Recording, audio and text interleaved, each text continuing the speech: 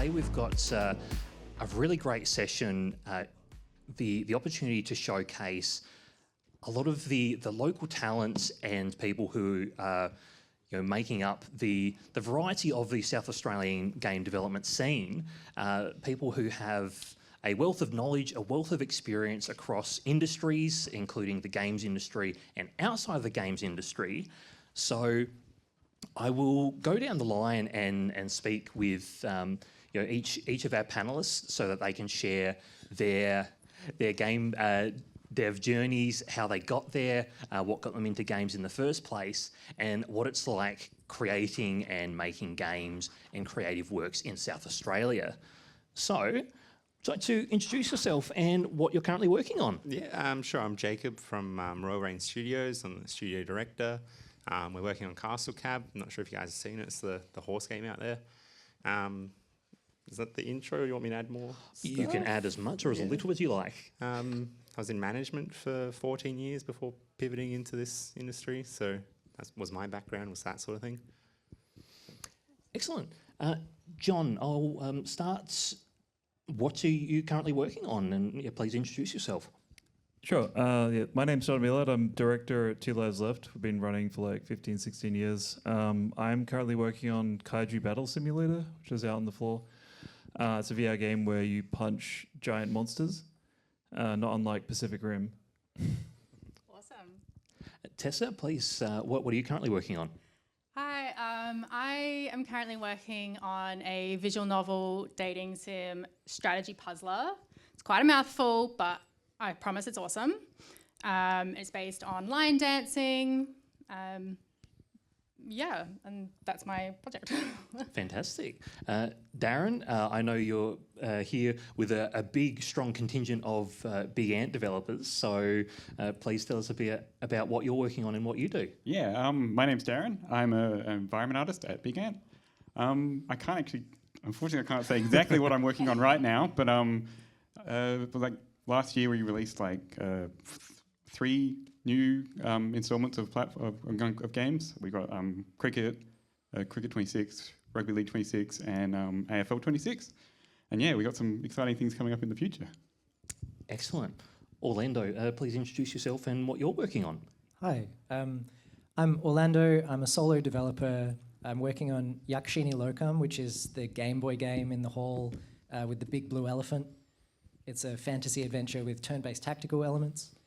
And my background is as a multimedia artist. Excellent. So, Jacob, I'll come back to you. You mentioned that for quite some years you're in management and now you're in game development. So, please tell us about how you actually came to become a game developer. So, yeah, the job I was doing was pretty terrible. It was a lot of work, a lot of hours. I think like 60-something minimum hours a week. And as I'm doing it, I can see all of the money that we're making and that I'm not making. Like whoever's getting in charge is getting all that money. So I was like, oh, I'm doing all the work. I could do that myself. What do I really like? I like games. Okay, I'll go do that. What do I need to make a game? Programmer. So I went and studied programming. It was actually under John as well. Studied that, did the business course. Then I was teaching as well at the same school, AIE. And start up my studio that way.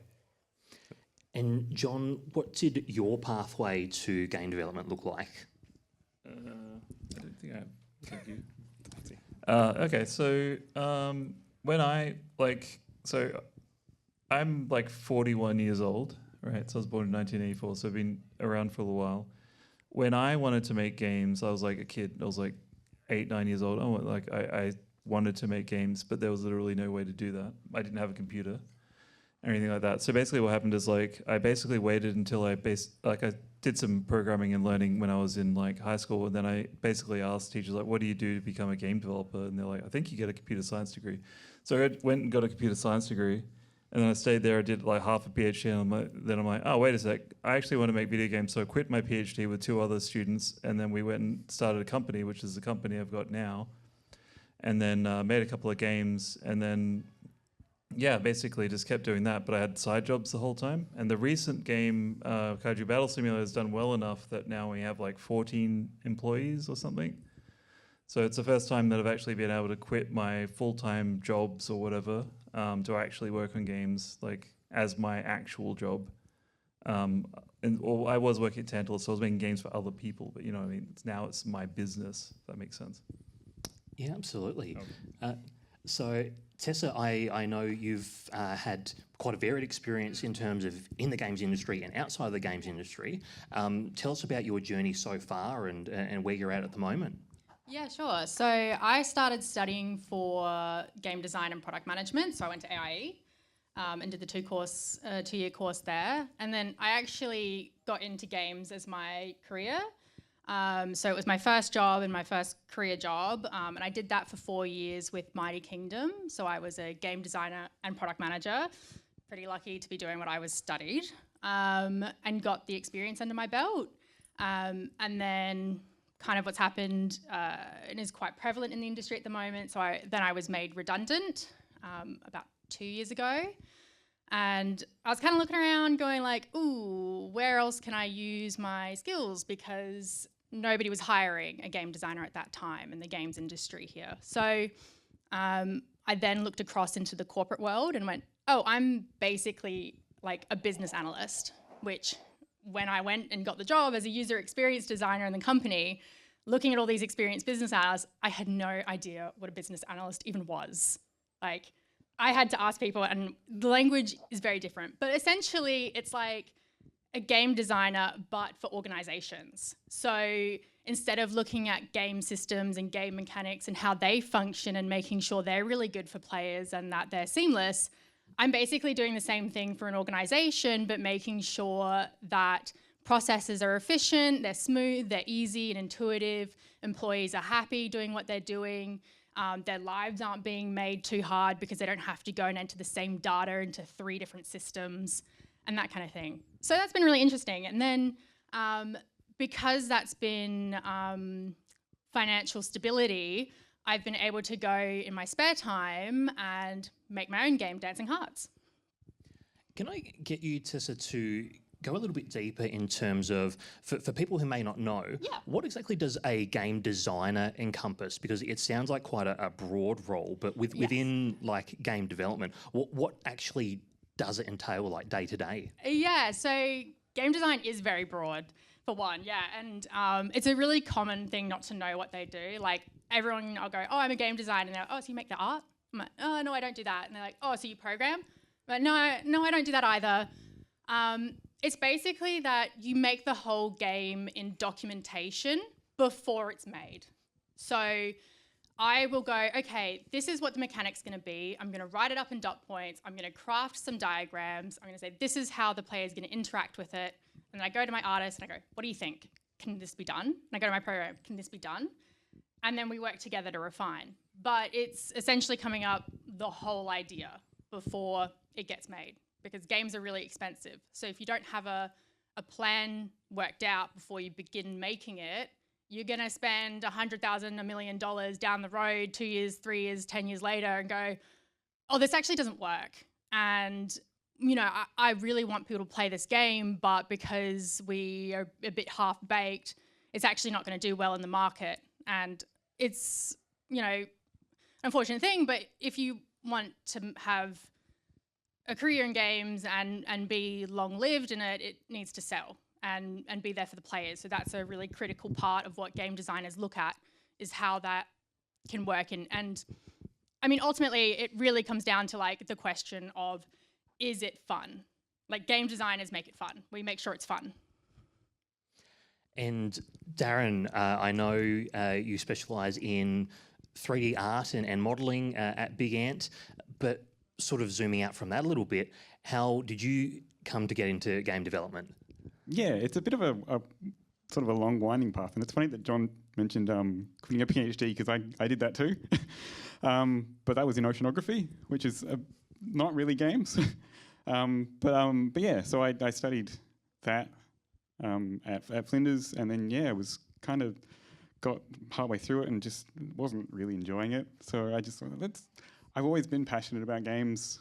I'm getting up there in age as well, so I remember playing old DOS games and stuff like that, and my first console was a Sega, and I was like, oh, maybe I can just give it a go. So I I actually started studying at AIE, but through online because I was working. So like I would go home after work and sit my classes and hone my skills. And then and yeah, thankfully once I graduated, it lined up with the fact that Big Ant had their Adelaide studio just opening, and I was like, I've always wanted to like work as a team, working on something bigger than myself, just to sort of get an idea of how it all works and learn that side of it as well, because like you can learn how to do the art and stuff, but actually learning how like the business works, working in a studio is really beneficial for that. So yeah, and here I am 2 years later. Excellent. And Orlando, I know games and making games is just part of what you do in terms of lots of multimedia art projects as well. So can you please walk us through your sort of career as an artist and now, you know, making games for retro consoles? That's right.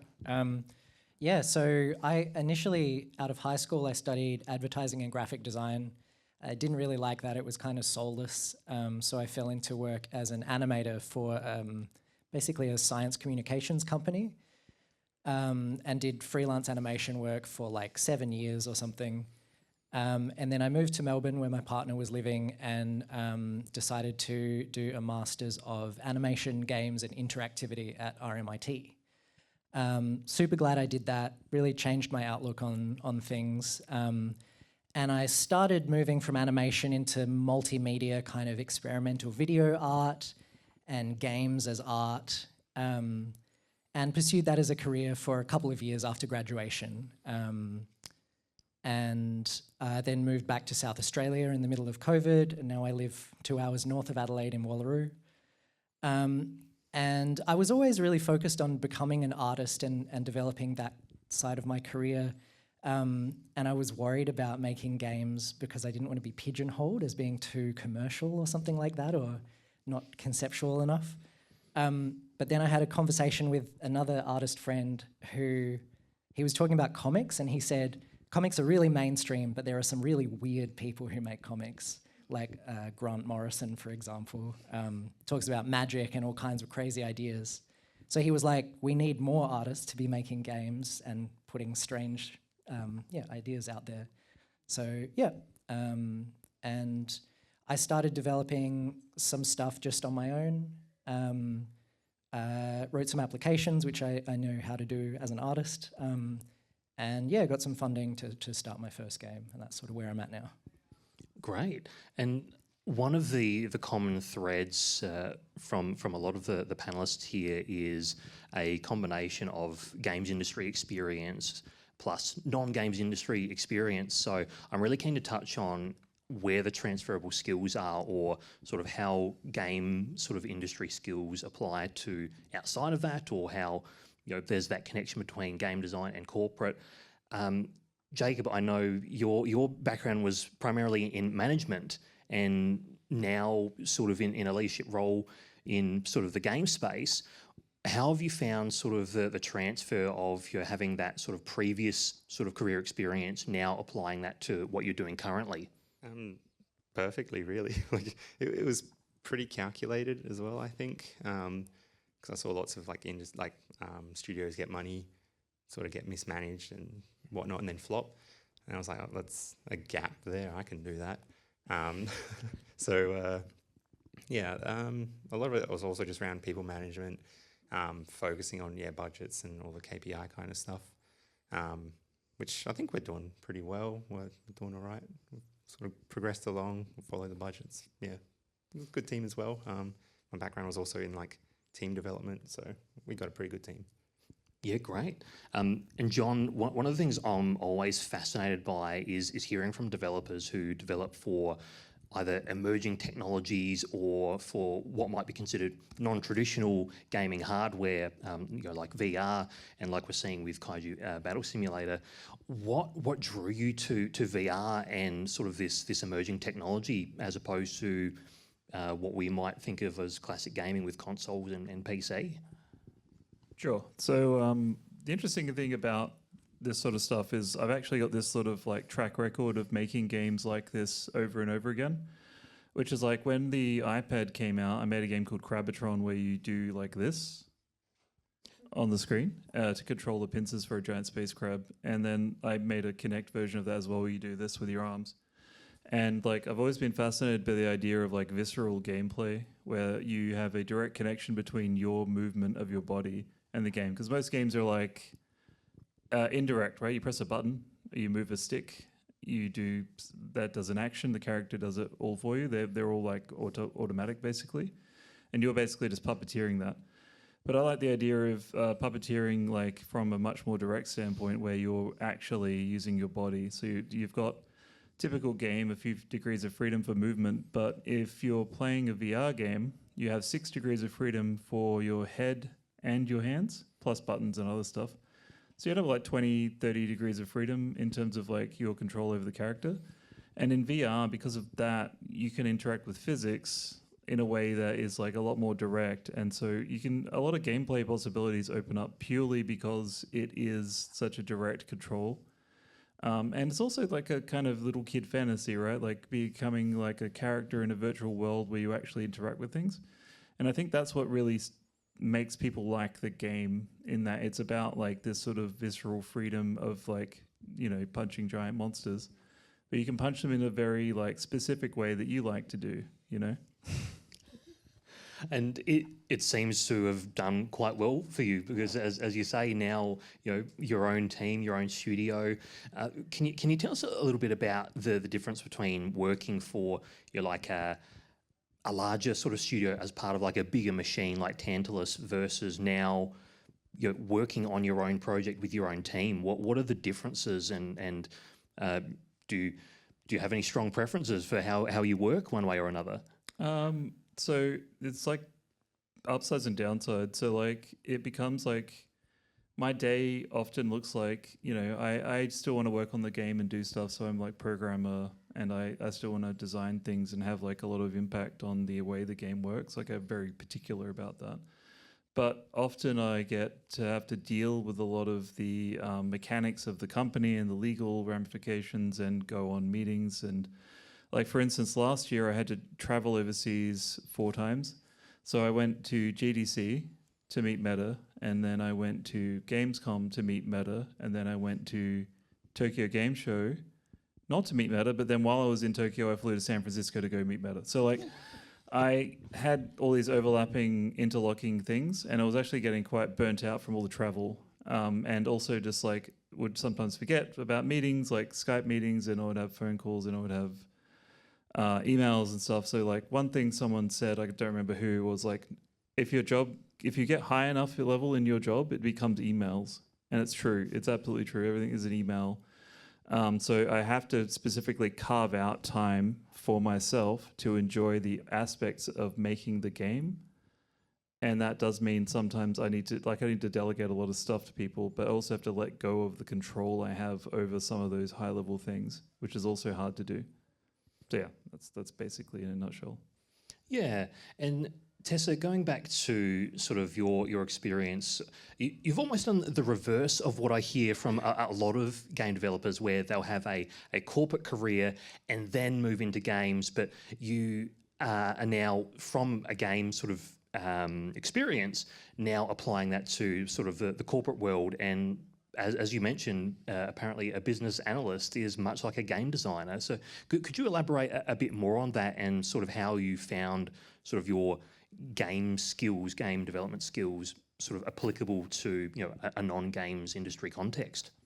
Yeah, sure. So yeah, it's pretty reverse. Not many people leave the industry once they're in. It's a bit hard, like the passion and the love for it, which is why I haven't really left. I just couldn't bring myself to do it.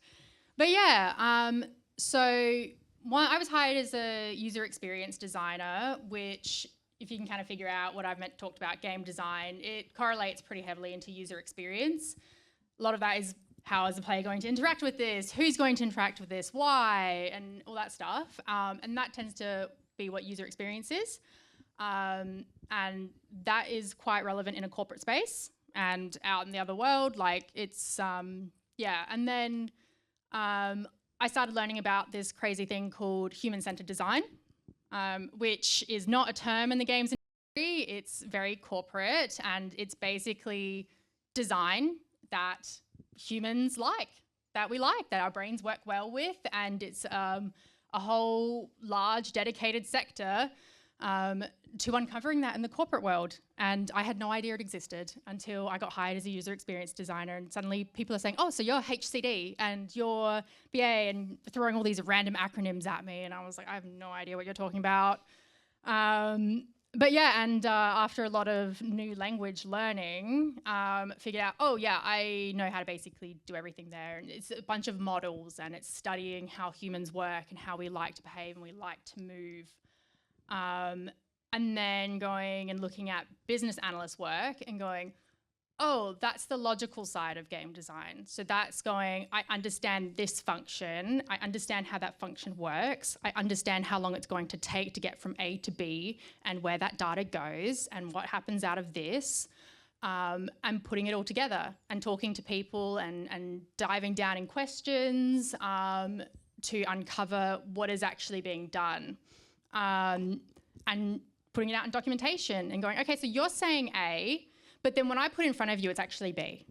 And yeah, so you're using like paper and pen, but we could be using Google Docs or AI in terms of their software and how their business operates. Or, you know, as I said, you could have, they're using paper and pen, and then they're using documents, and then they're using all those kind of things. And you're going, actually, surprisingly, it's not that efficient to use 3 different programs for the same thing. So I know that's pretty crazy, but maybe we should consolidate this into one thing. And yeah, and so that's very much that logical side of the game design, where the creative side has been really helpful to provide a different lens of problem solving and thinking outside the box. And because I spent so much time understanding players, I go, hey, that person is probably not seeing it because of these reasons. And what if we just did this crazy thing instead? Like, yeah, we could go do that thing and you know, that would be cool. But what if we did this and it was actually fun and it would help people engage and get really excited about the change, which is a big thing because people don't like change. So that's a massive one. That's been very helpful for bringing that space. Yeah, so it's been pretty cool, the different changes, yeah. Yeah, and Darren, I'd love to hear more about your experience and your work, in particular with like 3D modelling and art. Why was that something that you wanted to specialise in, or why was that something that you wanted to pursue specific in the game dev world? I guess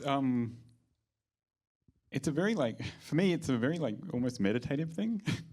And I've worked at like other jobs. I've worked in retail. I've taught English in Japan. I've done all sorts of things, but like I just really liked the sitting down and focusing on something and completing a project. So yeah, sort of that sort of is the big draw for me. And then yeah, getting paid to do that is a bonus. So yeah, every day like going to work is very enjoyable. But yeah, I think that covers it. But yeah, yeah. And one of the interesting things, I know there's a lot of stuff you can't talk about at the moment, but in terms of some of the public-facing work, as a bit of a sports nut myself, a lot of what Darren does is working on models of stadiums, famous stadiums around the world, of various sporting arenas. Can you tell us what are some of the visible sort of fingerprints of yours that we can see on some of the big ant games, well, of the 3 that launched just last year alone? Okay. Yeah. So I worked on a lot of. We've got a lot of like licenses for all over the world. So for rugby, I worked on a couple of stadiums in England. One of them was Craven Park, which is cool because it had like a really cool like mural, and like they've got a gym that's attached to it that had like all this cool like graffiti that relates to the teams like that play there. So that was kind of fun to do. My most recent sort of my favourite contribution so far to cricket was I worked on Taunton Cricket Ground, their county ground, which is also in England. And it had like a cool like church in the background, so like working on that was fun. But yeah, and it's just cool because like with sports games, there's always new content. So there's always new stuff coming up. There's new seasons, new players. So and we're always releasing patches and stuff. So it's just constant like iterating and working on stuff. So it's it definitely keeps you busy, and you always get to change up and work on something different. And yeah, like what we're working on now is something I'm really, really enjoying. Absolutely, and I'm looking forward to seeing what that is when it can be made public. For now, Orlando, sort of similar to what I asked John before, is I'm always fascinated by people who are using technology or different technologies in interesting ways to create interactive experiences and games. Although with what we can see on the show floor here, it's not an emerging technology as such. It's quite a popular technology, albeit one from a couple of decades ago from memory. So why did you decide to make a game that was for the Game Boy Color of all things? Yeah. So for me, it was a bit of a reason of practicality. In my art practice, I was building these sculptural objects that contained electronic components. So I might take an old handheld game from like a $2 shop, the kind of annoying bleep bloop black and white screen type things, and figure out how to take out the screen and the electronics and put in a Raspberry Pi and a little color screen and make that some interactable object. And the easiest way to do that was learn how to program Game Boy games, which is like very old technology, a tiny file size, put that on an emulator in a Raspberry Pi and be able to play it. So it was this idea of it being really easy. But Nintendo has a famous business mantra, which is, I got to get it right, lateral thinking with withered technology. So when they made the Game Boy, it was actually already kind of technically obsolete. The Game Gear was much more advanced. You could watch TV on it. But they were sort of like making something with very limited resources that was capable of becoming really popular, despite not being as technologically advanced as its competitors. So I thought that was cool. Absolutely. I might add something to that, sorry. Yeah, Just yeah. saying that one of the reasons why they did that is because the battery life was way longer. So that's why they could corner the market, because like the Game Gear took 8 batteries or whatever. And lasted like a couple of hours or something. Not much point having a game platform you can't play if the batteries are dead.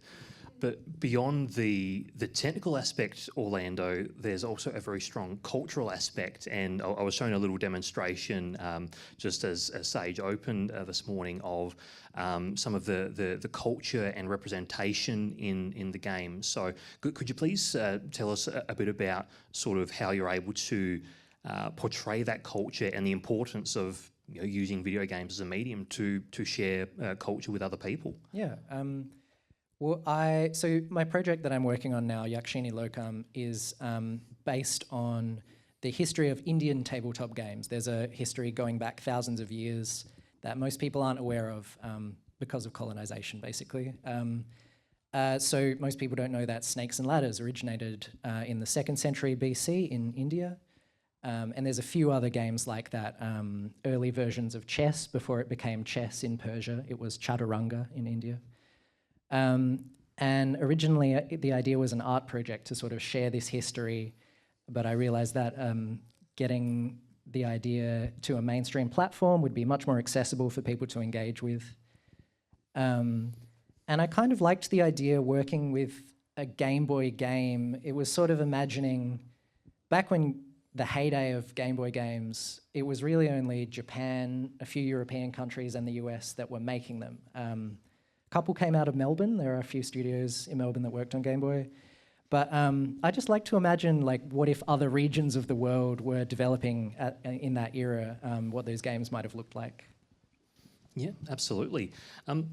John, do I have it correct that you also, alongside developing and making games, you also teach as well? Is that correct? I used to.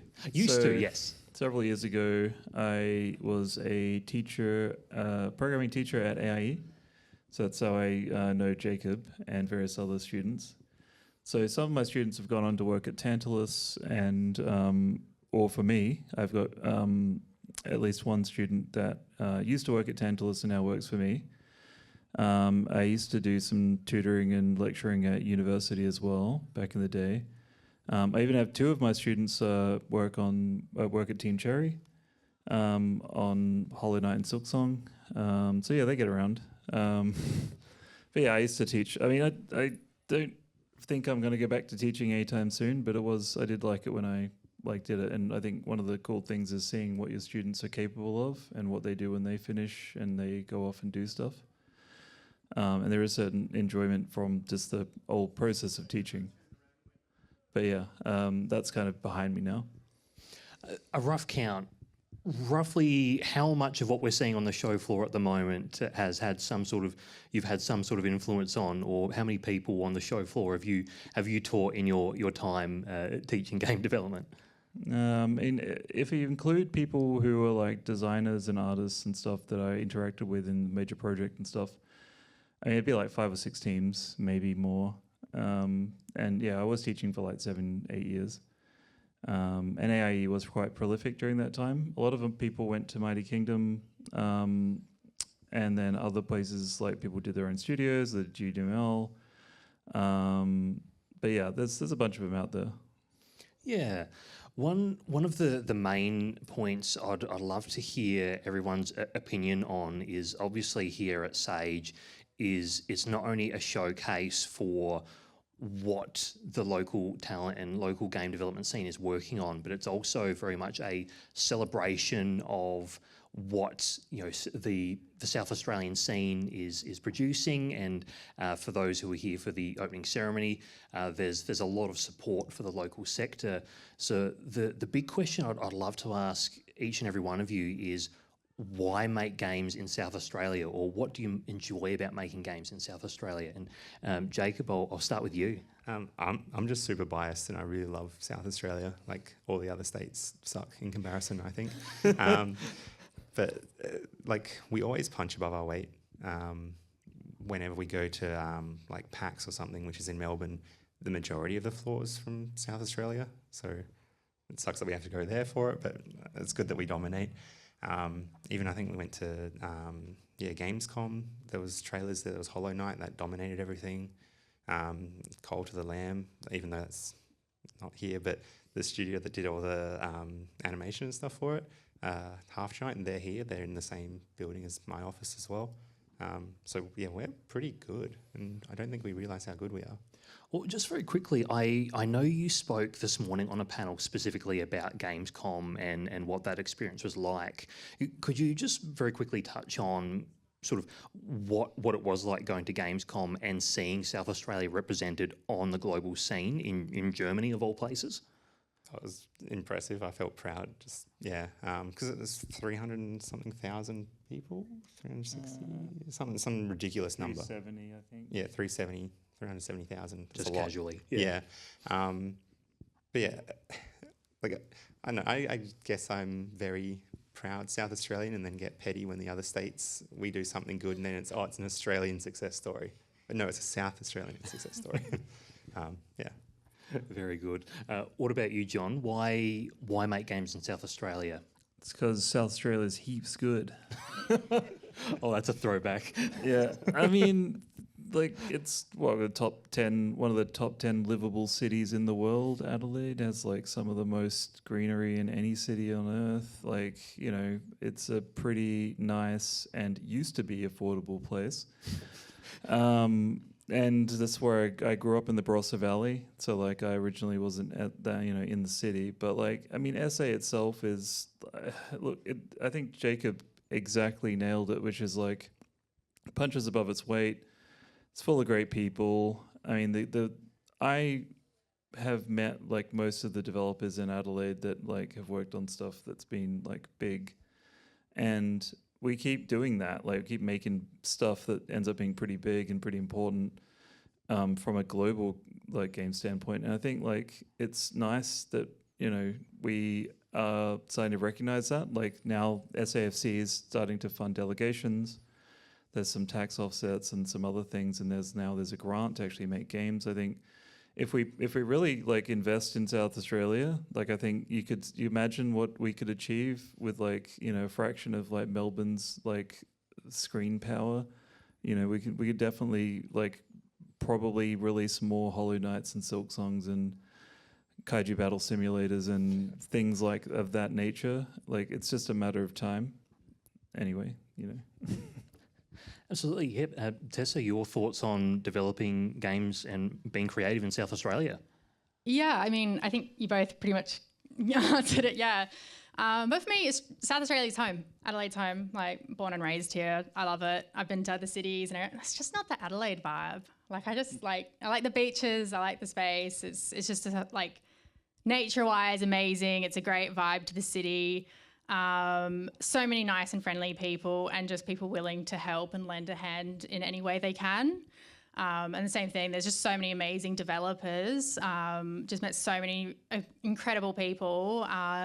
And, you know, even if they can't necessarily help on your project, they're always willing to lend an ear and listen and provide some advice. And it's a really talented and close-knit community. So, Darren, why make games in South Australia?